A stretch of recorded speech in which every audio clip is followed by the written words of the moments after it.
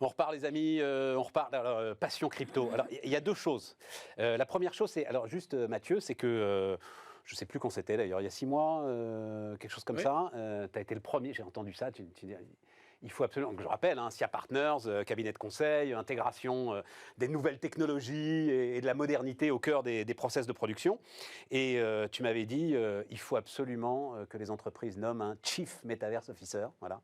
Depuis que tu m'as dit ça, je vois partout des papiers qui effectivement confirment. Tiens, on va voir là si on peut voir l'image, parce que après, il y a la réalité de ce que les entreprises publient sur le métaverse. Et j'avoue, j'ai vu dans les Échos, donc la boutique en ligne du club Leader Price de Casino.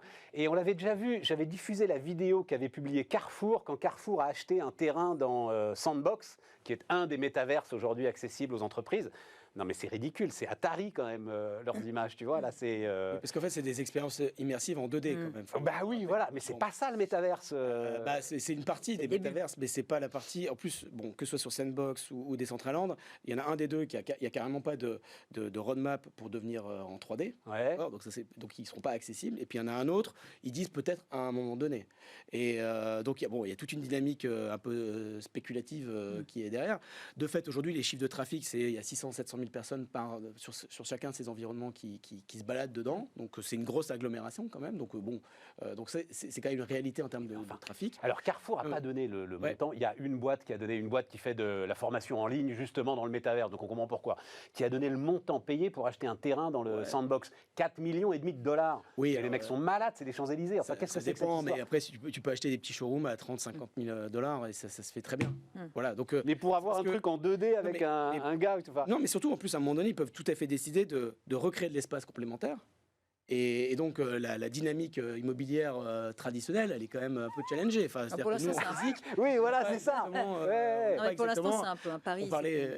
Les maires peuvent pas doubler la taille de leur ville du jour au lendemain. Donc il va y avoir des choses comme ça. Après, ce qui est important, c'est les flux financiers qui commencent à transiter quand même. Ça, c'est clair.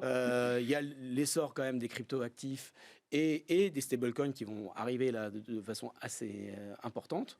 Et donc ça, c'est quand même des éléments, par contre, qui sont très, très transformants. Ok. Et donc, alors, sondage réalisé par KPMG Ipsos. Et alors là, je suis un peu tombé de ma chaise. Donc, 8% des Français détiennent des cryptos, ok, soit monnaie, soit NFT. Et donc, je ne vais plus dire ce que c'est qu'un NFT, parce que vous le savez forcément. Puisque plus que des gens qui ont des actions en bourse. Hein. Ouais. 15% des Français savent ce qu'est un NFT. Je dois vous avouer que là, le chiffre m'a surpris. Et 30% des Français, KPMG Ipsos, c'est un vrai sondage, 30% des Français ont l'intention d'acquérir soit des cryptos, soit des NFT. Isabelle, toi tu dis, vous êtes tous en train de devenir cinglés, les mecs. Non, vous n'êtes pas fous, vous aimez le casino, c'est pas grave, on a le droit d'aimer le casino. Ouais, voilà, c'est une passion comme une autre.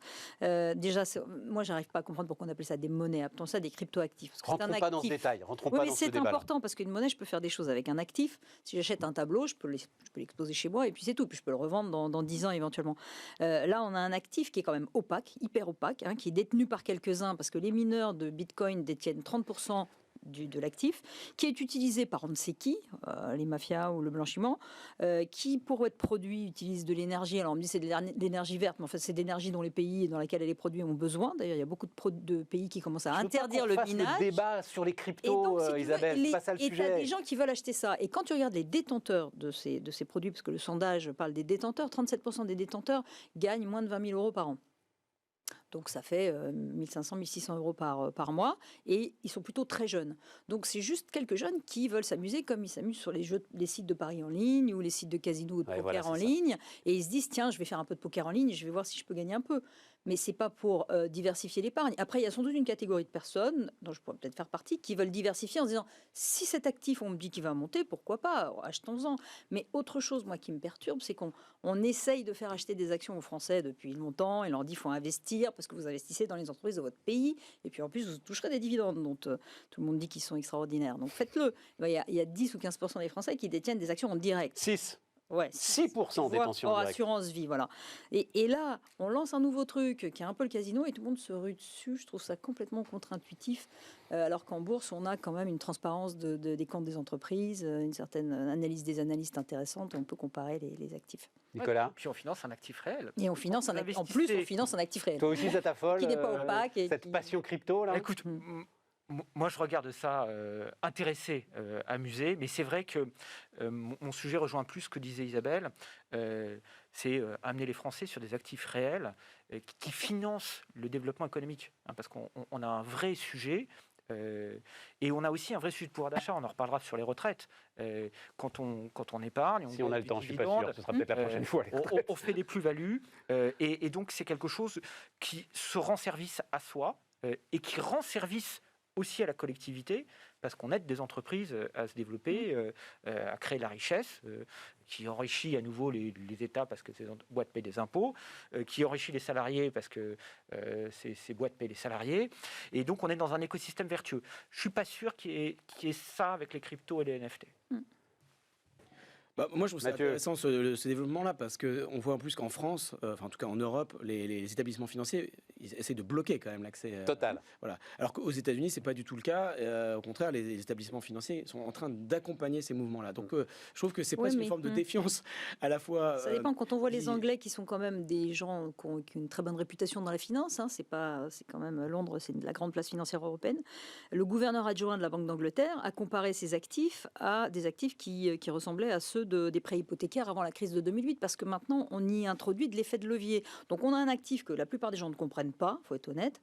Et on y met des effets de levier, on crée des instruments financiers à fort levier, avec sur la base de ce sous-jacent. Non, On a mais- compris. Il C'était dit ce les qu'il veut, prêts hypothécaires Isabelle, en il dit 2008. ce qu'il veut, le gouverneur de la Banque d'Angleterre. La réalité, Mathieu a Oui, raison, non, c'est il que souligne le risque systémique. les indices boursiers américains intègrent aujourd'hui les cryptos, que les deux principales plateformes d'échange de cryptos sont cotées à Wall Street, Mais que Goldman Sachs permet à ses clients aujourd'hui d'avoir des comptes en crypto. Donc, Mais les grandes banques qui c'est la détenaient réalité des de ce prêts qui se passe. hypothécaires en 2008, ils faisaient ce qu'ils voulaient, ce qu'elles C'est autre voulaient chose. aussi. Mais, hein, non, c'était- mais ce que dit Fannie Mathieu, Mae n'avait pas de problème en 2007. oui, mais c'est un autre sujet.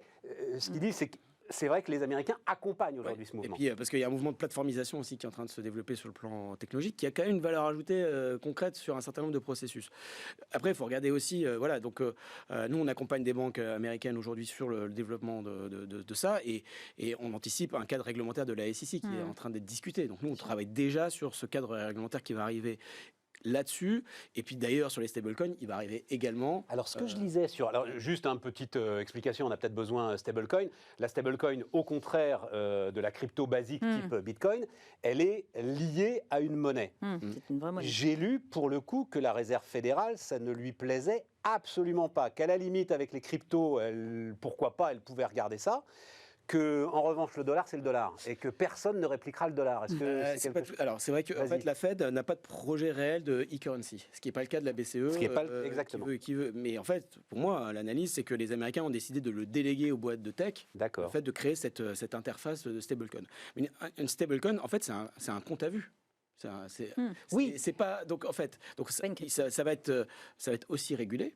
Donc, parce qu'en fait, il y en a qui peuvent aussi générer des intérêts. hein. Aujourd'hui, sur Alibaba, en fait, on a des intérêts sur sa monnaie qui est inclus ou chez Tencent. Donc ça existe déjà. Donc c'est un compte à vue rémunéré, en fait, une stablecoin. C'est comme ça qu'il faut le voir techniquement. Ça, c'est pas Donc mal. il y aura un cadre réglementaire. Et la question, c'est est-ce que c'est les banques centrales qui elles-mêmes émettent ou est-ce qu'elles le délèguent à des acteurs privés Ouais. Voilà. Donc, je pense que La question BCE, est- effectivement, travaille sur sa Voilà, fameuse essaie monnaie d'accélérer- digitale de banque essaie centrale. d'accélérer son Et c'est ce son que dit timing. effectivement le gouverneur de la Banque anglaise, c'est qu'il faut réguler et réglementer pour éviter des dérives et des cracks. Mais en tout cas, l'agenda réglementaire, il est enclenché. Et de fait, le Bitcoin, c'est juste un crypto actif. Bon, voilà, c'est un actif et il va être régulé comme le reste. c'est l'actif. C'est tout.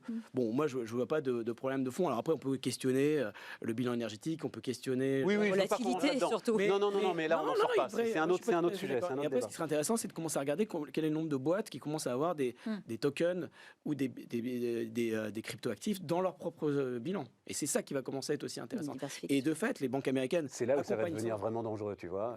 À mon avis. Tu vois. C'est là où je commence à vraiment m'inquiéter. m'inquiéter. Jusqu'à présent, bon, je suis d'accord avec Isabelle que des gars achètent un ticket de casino, à la limite, pourquoi il faudrait pas. une autre session, mais nous, Mais on si tu mets ta réfléchit- trésor en bitcoin, Non, si mais tu veux, on là. réfléchit avec des clients sur la tokenisation des bonus. Tu vois. Et en fait, parce que non, mais alors on évoquait des mesures de candidats pour échapper au système de la protection sociale. Mais en fait, quand tu commences à rémunérer des salariés en token, comme c'est un actif, tu n'appliques pas les charges sociales dessus, ou tu peux avoir même un régime fiscal qui soit différent, qui ne soit pas du revenu du travail. Ok, donc il commence à y avoir des entreprises qui réfléchissent à tokeniser une partie. Mais c'est pas possible. C'est un Des avantage boîtes en nature ou françaises, pas? Qu'est-ce qui s'est passé avec Lionel Messi? Le PSG, je crois, c'est une boîte française. Mais c'est microscopique ce qu'il y a dans son contrat. Ah, Effectivement, une partie de son contrat est payée en token, mais c'est microscopique. Ils ont dit que s'il n'y avait pas eu ça, il n'arrivait pas à boucler la boucle du financement de son arrivée. Et de fait, moi je peux te le dire, parce qu'il y a un certain nombre de boîtes qui réfléchissent à tokeniser pour sortir du système de rémunération traditionnelle. Voilà. Mais c'est énorme ce que tu nous dis. Je suis là pour ça. C'est énorme. Non, mais parce que, non, mais c'est passionnant, c'est la conclusion de ce qu'on vient de dire. C'est-à-dire quand on décrit notre système d'impôt de production, de système social qui pompe la moitié de la richesse. En fait, c'est pas tenable. Ouais. Et donc la nature économique va trouver un moyen d'échapper à Et tout c'est ça. l'utilité fondamentale de ces outils digitaux. C'est parce que pourquoi ça se développe aussi, c'est parce qu'il y a une défiance aussi sur les banques centrales. Il y a une défiance vis-à-vis du système bancaire et il y a une défiance vis-à-vis du système fiscal. Donc en gros, avec l'agilité des moyens numériques d'aujourd'hui, on réfléchit à une utilité de ça. Enfin voilà, c'est pas très compliqué. Nicolas, Ouais, c'est passionnant. Dans une société. c'est passionnant. Et il faut. Et moi, je regarde ça intéressé. Hein. C'est Mathieu, c'est vous les pros du sujet. En parallèle, je pense qu'il faut faire du re-engineering dans le système de protection sociale. Parce que clairement, on a un sujet retraite. Hein, on finance tout par la répartition qui coûte très très cher compte tenu de la démographie. Donc il faut mettre plus de capitalisation collective. On a aussi un sujet assurance maladie qui est un peu différent. Mathieu parlait tout à l'heure de la grande sécu. Moi, je suis inquiet vis-à-vis de la grande sécu. Ah, j'adore ce sujet, la grande sécu, parce que ça divise les libéraux, ça, la grande sécu. Je suis inquiet, pourquoi? Parce que quand on regarde la créativité, elle ne se fait pas dans la sécurité sociale. C'est vrai dans les retraites, c'est vrai en assurance maladie.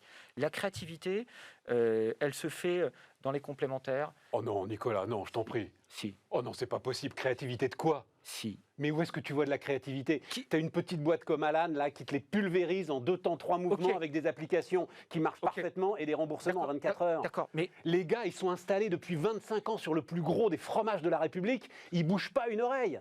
Et ils ne font que des coûts supplémentaires. C'est 8% de coûts supplémentaires de l'ensemble des dépenses de santé, les mutuelles, quand même. c'est pas vrai. Non, Nicolas. C'est prendre le sujet par le petit bout de la lorgnette. Quand on regarde qui a créé tous les mécanismes vertueux de prévoyance, c'est des acteurs, type les sociétés de secours mutuels, type les assureurs. Ils savaient calculer. Et quand on regarde ce qu'on fait depuis 1945, on a sacrifié toute la prévoyance. On nous fait des plans endométriose, c'est le dernier, périodiquement tout le temps. Pourquoi on fait ce genre de plan? Parce qu'en fait, l'usine centrale, la sécurité sociale ne sait plus faire de prévoyance. Elle ne sait plus calculer. On a bien vu. Moi, j'ai un masque. On n'avait pas de masque au début. Ça coûtait rien par rapport au désagrément de Covid. Tous les sujets sont comme ça. Parce que les mutualistes, ils avaient des masques, non, pas plus. Mais les mutualistes, ils savent faire la prévoyance. Ils savent faire le calcul économique de base. Bon, écoute. Je te donne un autre exemple. Non, mais c'est passionnant ce sujet, parce que le problème, franchement, à partir du moment où la mutuelle est obligatoire, et elle l'est, ça devient un service public. Et là, les libéraux ont un problème, c'est que on dit grande sécu, vous nous refaites un call-cause. Mais le problème, c'est que c'est un call-cause. Et comme on double les coûts sur l'ensemble des couches de ce call-cause, c'est une des raisons qui fait que ce call-cause coûte une fortune. Et donc la solution, c'est sans doute de dire aux complémentaires santé, vous pouvez aussi gérer votre régime général. Et ça fonctionne dans toute une série de pays en Europe. On va aux Pays-Bas, ça fonctionne. Et ça ne crée pas de l'inflation. On va en Suisse, ça fonctionne. Et ça ne crée pas de l'inflation. Mais on regarde les mutuelles de la fonction publique. Les mutuelles de la fonction publique gèrent le régime général de la fonction publique. Personne ne se plaint. La MGS. Tu dis quoi sur la grande sécu? En plus, c'est moi qui en ai parlé tout à l'heure. J'adore ce débat. Non, mais c'est pas ça. C'est que non, mais par contre, je reviens sur mes sujets de token. Mais on accompagne un pays européen qui va tokeniser son assurance chômage. Donc juste pour dire qu'il y a quand même... Mais attends, là je veux, excusez-moi, hein, mais je veux du détail là-dessus. Ça veut dire quoi concrètement? Ça veut dire quoi tokeniser son assurance chômage? C'est-à-dire qu'en fait... Le chômeur va recevoir en indemnité des bitcoins? Pas des bitcoins, c'est une monnaie entre guillemets qui va être créée sur mesure et qui va pouvoir intégrer d'autres indicateurs dans la durée. C'est-à-dire que ça ne va pas être juste une rémunération monétaire immédiate. C'est-à-dire que par exemple, ça peut dépendre du nombre de chômeurs à l'instant T. Tu vois. D'accord. Donc tu vas pouvoir, c'est toute la richesse en fait de ces tokens, c'est de rajouter des dimensions. Et tu peux même contrôler comment ce token va être dépensé. Exactement. Par exemple, nous, on a un sujet en France, c'est que tu peux avoir un sujet de localisation de là où tu vas percevoir. Donc, par exemple, nous, on a beaucoup d'intermittents du spectacle qui sont au Brésil quand ils sont entre deux contrats et ils touchent leurs indemnités de chômage en étant là-bas. Donc, tu peux intégrer des aspects de géolocalisation dedans. Voilà. Donc, tu peux gérer un certain nombre d'éléments qui vont, des attributs que tu vas mettre en plus du volet monétaire. Et c'est formidable, ça donne plein d'opportunités aux régulateurs s'il veut s'en saisir. En pressant les manifestations d'intermittents du spectacle. Mais t'imagines le truc, Isabelle? Non, mais Isabelle, tu étais au Brésil d'ailleurs récemment, non? Oui, c'est ça. Oui. Et pas avec des indemnités chômage. Pas avec des indemnités chômage. Non, mais c'est les stocks options un petit peu, mais revisités, quoi. Les boîtes cotées et les cadres supérieurs ont des stocks options. C'est vrai que les étages inférieurs n'en ont pas. Donc, s'il y a un système qu'on peut... À mon avis, l'État français trouvera un moyen de le fiscaliser. Ne vous faites pas on va d'abord laisser d'illusions. l'innovation se développer. Puis après, effectivement, il y aura forcément une voiture balai. Mais l'idée, c'est effectivement d'avoir une approche différente de la rémunération. Et tu peux aussi mettre des indicateurs différents. Comme c'est fait pour Messi, avec des ventes de maillots de foot, etc. Enfin, des recettes. C'est-à-dire que tu peux indexer une partie de sa rémunération en fonction d'indicateurs de performance. Et alors appliqué au chômage, ça donne quoi? Ça veut dire qu'en fait c'est comme le nombre d'offres d'emploi auxquelles le chômeur a répondu. Voilà, exactement. Voilà, exactement. c'est ça. Et les formations qu'il a accepté de faire ou pas. En fait, tu as une traçabilité et une interaction avec des workflows en fait de l'extérieur. C'est-à-dire que tu vas pouvoir faire intervenir dans le cycle de paiement d'autres personnes qui sont dedans. C'est formidable. Nicolas, ça t'intéresse? Moi, ça m'intéresse. Alors, et toute la démarche monnaie digitale de Banque Centrale, elle intègre ça aussi. C'est-à-dire que, on tombe sur hélicoptère monnaie, et à un moment, c'est la possibilité qu'aura la Banque Centrale d'aller envoyer de l'argent directement vers les publics cibles qu'elle veut soutenir, et non plus d'arroser budgétairement les États en soutenant leurs dettes. Et le mettre sous condition avec des attributs. Bien sûr. C'est vraiment génial. Effrayant, c'est le Léviathan. Ça, c'est le Léviathan. Ah ouais, le Léviathan. Mais quand on regarde, on parlait de l'innovation complémentaire. Tu participes à la mise en place d'une dictature effrayante. Je ne t'inviterai plus jamais, Mathieu. Pardon, Nicolas. Je reviens sur ma protection sociale complémentaire. Les retraites complémentaires, les caisses de retraite complémentaires, elles ont inventé les points. Et ça ressemble étrangement au token de Mathieu. Et d'ailleurs, ça pose moins de problèmes parce que souvent elles sont en concurrence. Et donc il y a un mécanisme de créativité. Là, dans ce que dit Mathieu, qui fait très futuriste, ça fait tout de suite Léviathan parce qu'on se dit, si c'est un monopole qui fait ça, qui l'impose pour tout le monde, quels sont les effets que ça va avoir? Est-ce qu'il y aura des effets pervers? Mais concrètement, cet exemple de token est intéressant, comme la concurrence en protection sociale, parce que ça permet de faire émerger des pratiques vertueuses. Il lâchera pas sur la grande sécu. Il lâchera pas sur la grande sécu. Bon, mais il nous reste à chaque fois, c'est à la fin, il faut choisir. Non, quand même, moi je veux, parce qu'à la limite, les retraites, on aura l'occasion d'en reparler, et on en reparlera, mais c'est vrai que l'histoire des super profits du CAC, ça m'intéresse. Et notamment, donc, alors, elle date de 2019, l'étude que vous aviez faite, Nicolas, sur l'apport du CAC 40 à l'économie française. Je te redonne les chiffres, moi je les ai là. 389 milliards d'euros de distribution de valeur ajoutée en 2019.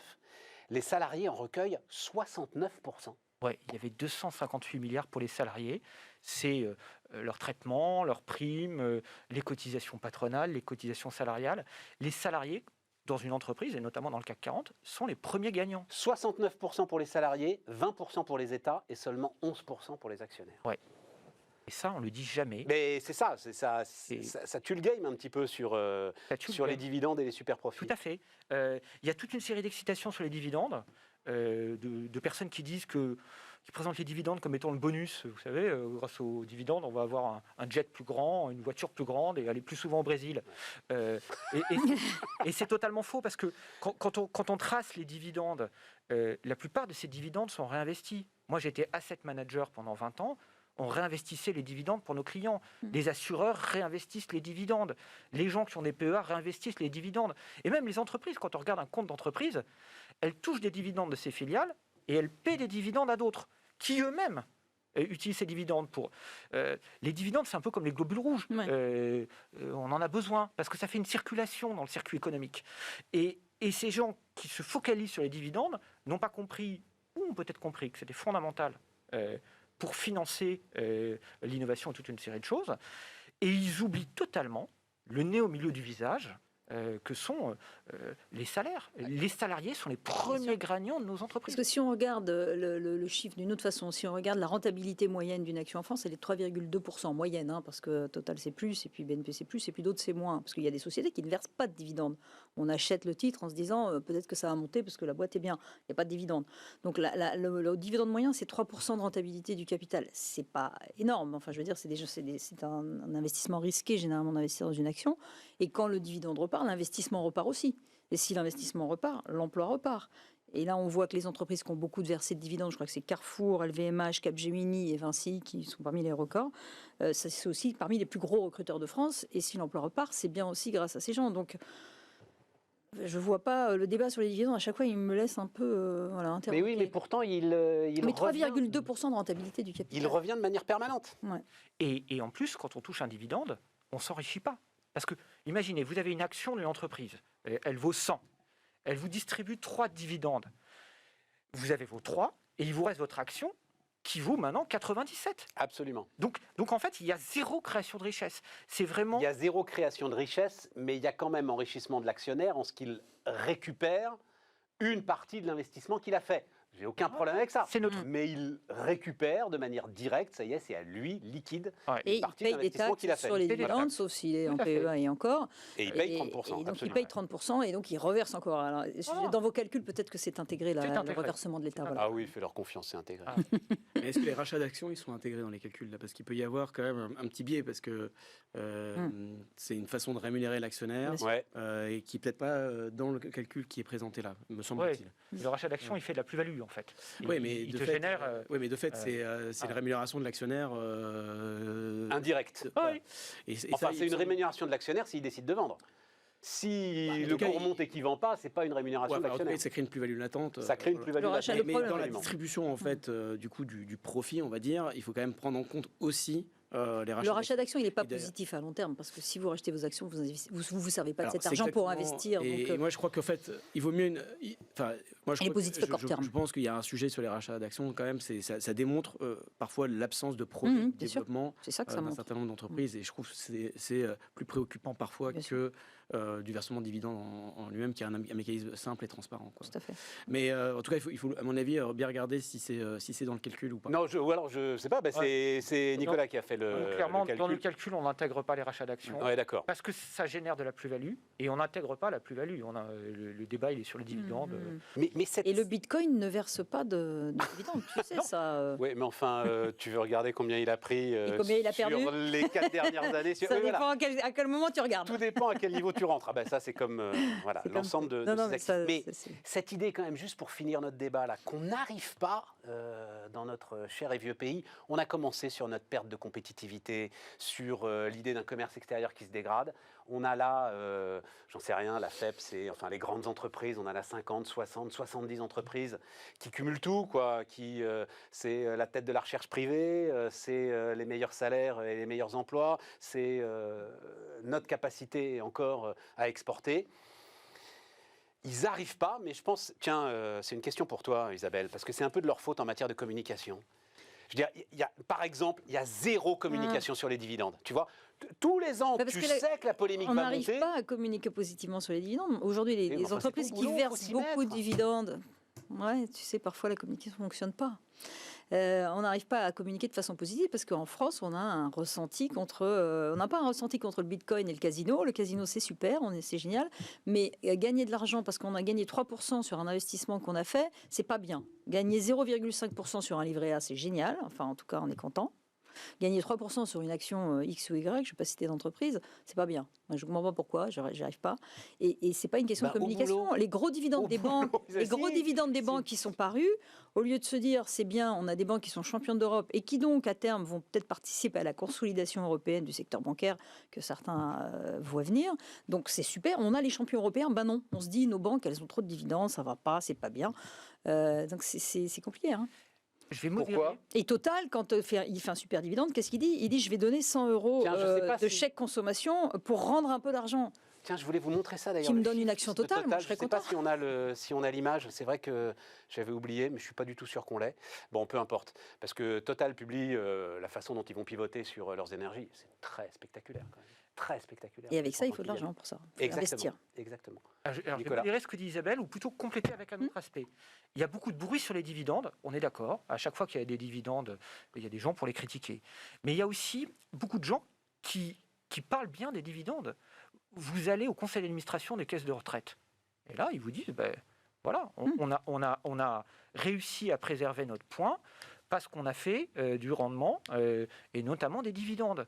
C'est vrai chez les pharmaciens, c'est vrai l'établissement de retraite additionnelle à la fonction publique. Hein. Qui est en voie totale, là. Regardez ça, c'est spectaculaire. Vas-y, continue. et donc, Nicolas, laissez-le pendant que. En fait, il y a beaucoup de personnes qui comprennent l'intérêt des dividendes. Oui, enfin, sauf que j'ai pas entendu.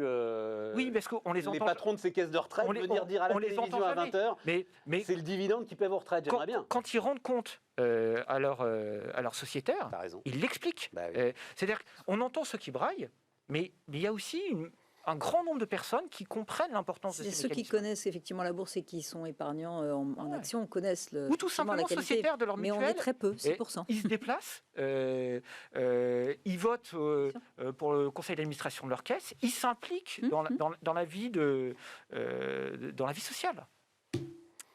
Les amis, merci pour tout. Pas encore au CAC 40, Mathieu, bientôt.